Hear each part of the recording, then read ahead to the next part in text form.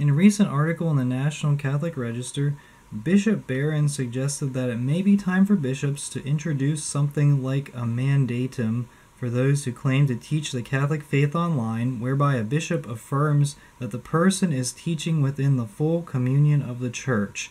So what he is suggesting is that the USCCB authorize or approve media outlets.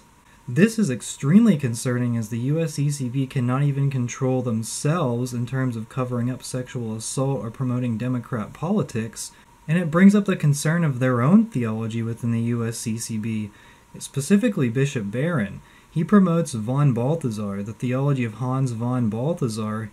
He was going to be named a cardinal by Pope John Paul II, but he died before the actual ceremony. Now, von Balthasar actually had several problematic elements. Near universalism, basically believing that everyone goes to heaven. That's strongly promoted by Bishop Barron, but also von Balthasar wrote an afterword in a book called Meditations on the Tarot. It talks about the spiritual benefits of tarot cards, which is an occult practice, and it's certainly not acceptable for any Catholics. But von Balthasar wrote an afterword promoting it. But Dr. Ralph Martin wrote an essay on von Balthasar and his problematic theology and his problematic decisions in his life to leave the Jesuits and follow this supposed mystic, Adrienne von Speyr, in which she had these strange visions and she demanded obedience by von Balthasar to her.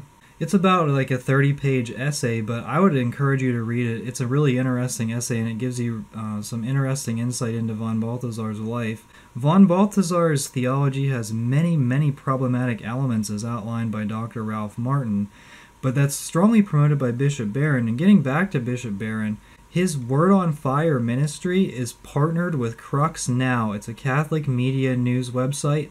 And Crux Now wrote a critical article of Alexander Teshugawel, the Pachamama dunker. They strongly criticized him, and it shows where Crux Now stands on the pagan worship issue in the Vatican. And the fact that Bishop Barron's Word on Fire is partnered with Crux Now would certainly bring some credibility concerns in terms of independence. And in terms of Catholicism, if either of those media outlets are at odds theologically, then the reasonable conclusion would be for them to separate their partnership, but that hasn't happened. So I'm wondering what Bishop Barron's idea is on the Pachamama issue. Him, along with many other bishops, haven't said anything about it.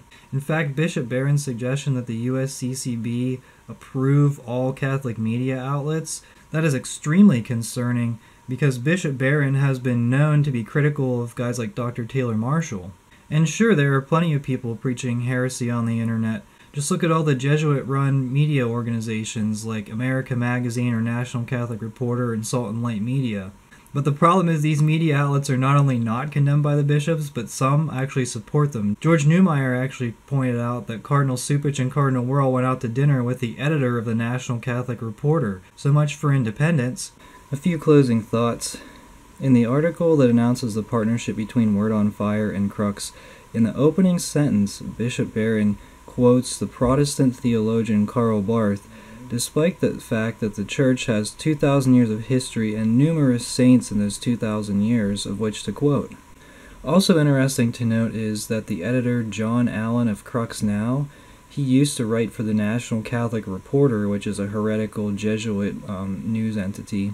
In an article, he referred to faithful Catholics as Taliban Catholics. So these are examples of what you should expect if the bishops did actually approve media outlets.